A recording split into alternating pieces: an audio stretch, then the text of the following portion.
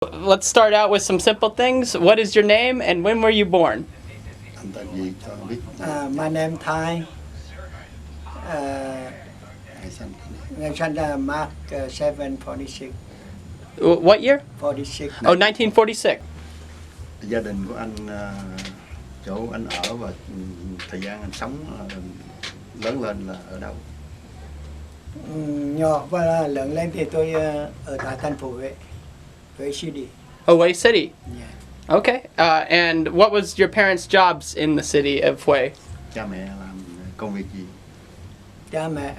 Cha mẹ thì buôn bán, còn cha thì làm thầy thuốc bắc, đông y sĩ.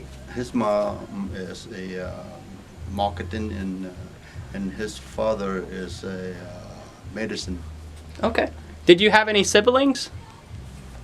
Có anh chị em gì? Tôi có 4 chị gái và một mình tôi là con trai út. He has 3 sisters. He's the only one boy in the family at the time. Okay, okay. And are you the oldest? Anh là người lớn tuổi nhất trong gia đình. Nhỏ tuổi nhất. Youngest? He's youngest. Okay. Okay. What was life like growing up in Huế before the war? Cuộc sống ở ngoài Huế trước khi chiến tranh như thế nào?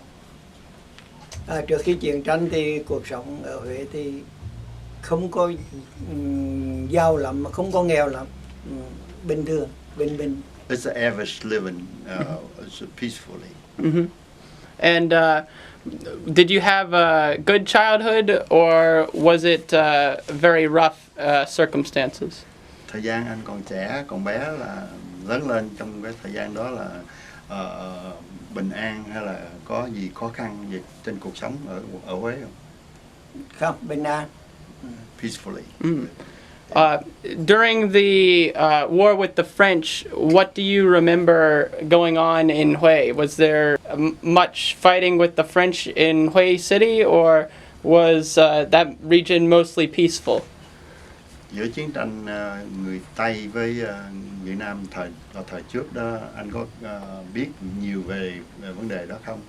Và cuộc sống của anh như thế nào trong thời gian chiến tranh giữa miền Bắc và thời Tây? Tôi thấy mặc dù là thực dân Pháp đô hộ Việt Nam, nhưng mà nó không có tàn bạo bằng Việt Cộng khi chiếm 75 chỉ vào chiếm miền Nam. During the regime of French, it wasn't a bad living at after the 75 the war ended. Oh, okay. So, but under the French, it wasn't very repressive in Huế, in your experience. Trong thời gian chiến tranh ở thời Tây đó không có gì gọi là rất là khó khăn cho đời sống không? Cũng không. Okay. Người dân vẫn. They mostly left you alone? Họ để cho tự do.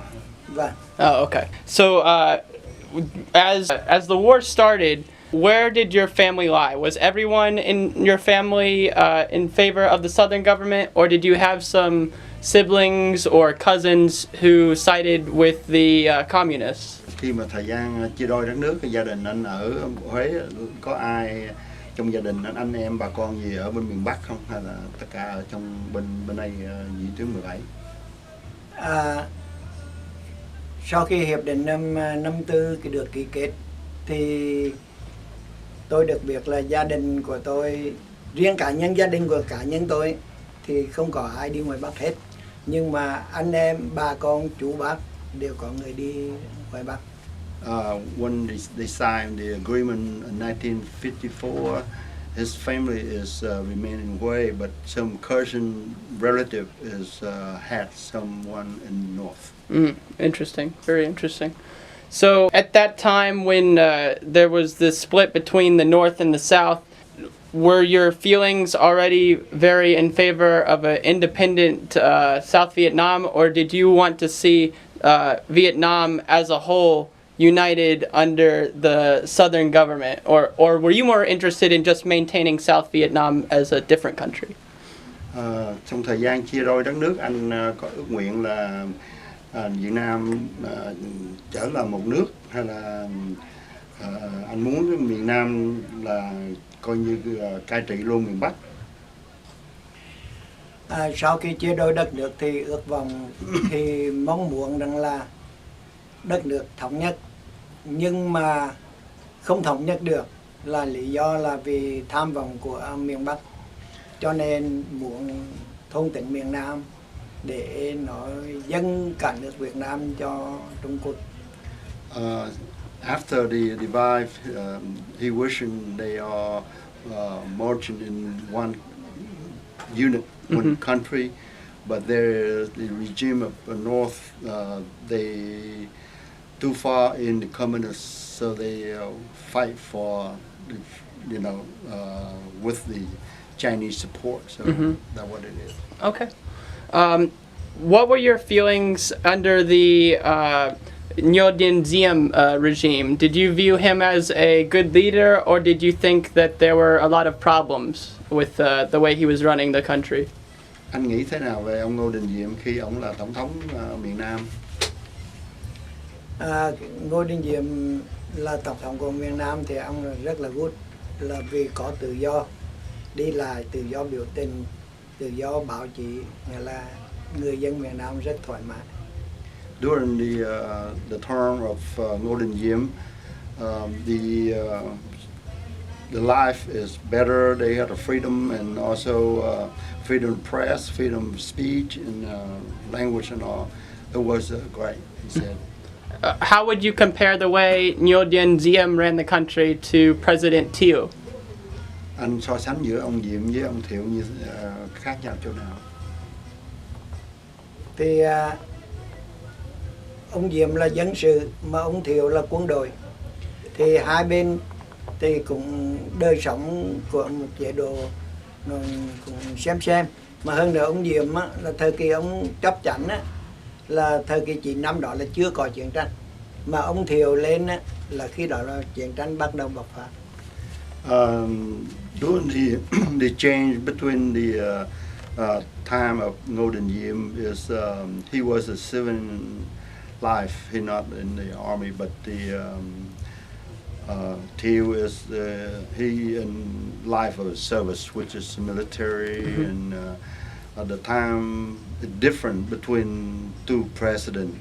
One is peaceful; they have not started a war, but when Thieu elected, the war already began. So it'd be the difference between that because the war from the north.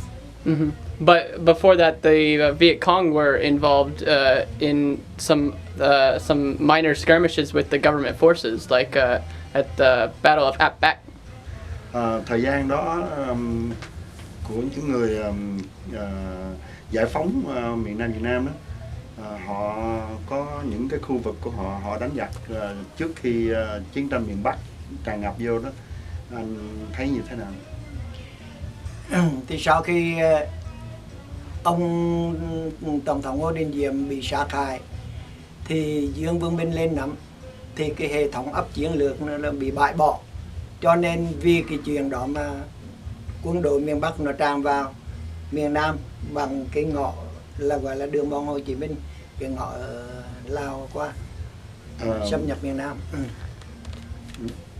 During the Diệm, the leader, as the war has begun, when they stopped doing the restriction, then the North had become aggressive. Did you see any of the crackdowns on the Buddhist population in Hue? Thời đó là những người mà thầy tu đó, cũng như mà kêu là thầy chùa, họ có những cái chiến lược họ kháng chiến cũng như là chống lại miền Nam đó, họ biểu dương cái chương trình đó rất là lớn. Anh có thấy cái khác biệt giữa cái đó có xảy ra ở ngoài Huế không? Cái chuyện mà đấu tranh Phật giáo xảy ra năm 63 đó, là thời kỳ đó là tôi đã lớn tuổi rồi, 17 tuổi rồi. Thì cái việc làm của Tổng thống Diệm là không đúng, là bởi vì ngày lễ Phật đản ngày lễ của tôn giáo mà không cho treo cờ tôn giáo, cho nên mới xảy ra cái việc đấu tranh. Có xảy ra ở ngoài Huế không? Cũng tại Huế. Khơi thủy tại Huế. The difference between that is during the Buddhist celebration, the President Jim doesn't want to carry the flag. It's under his leadership, so that's why the beginning getting, more and worse because the Buddhist people is the majority in the South. Yeah. So that's why they started bigger and bigger, and it's get the whole country in the South at the beginning. Yeah. On that time. Okay. Very interesting. And was your family Catholic or was your family Buddhist? Buddhist. They were Buddhist. Oh, interesting. Did your family still side with President Diem's decision about the Buddhist flag, or were they more wanting to support the Buddhist side of that specific event? Gia đình anh ủng hộ cho Phật giáo trong thời gian đó, hay là anh ủng hộ cho một cái đối tượng nào khác? Thì thời kỳ đó là phải ủng hộ cho Phật giáo. His family is supporting the Buddhist religious during that time. Very interesting. Okay, so moving forward a little bit in time, what was it that got you to join the military? Khi anh lớn lên, trong thời gian trung học đó, anh tự nguyện đăng ký để đi quân đội, hay là anh bị bắt buộc phải đi? Thì năm 66 là khi tốt nghiệp high school thì xong rồi thì thấy tất cả bạn bè đều volunteer đi quân đội hết, thì tôi cũng vậy, tôi cũng theo bạn bè. When he graduated from the high school, and most of his friends who all joined the army, the service, so it's interesting, and he joined with them. There was no force, no draft. Okay. During that time. Okay, so you joined enlisted, but did you achieve the rank of an officer by the end of your career? Anh vô học là học ở trường sĩ quan. Sau khi cái chiến tranh miền Nam đã tàn, anh đeo chức vụ gì trong quân đội thời đó? Thì năm 66 tôi gia nhập là quân đội.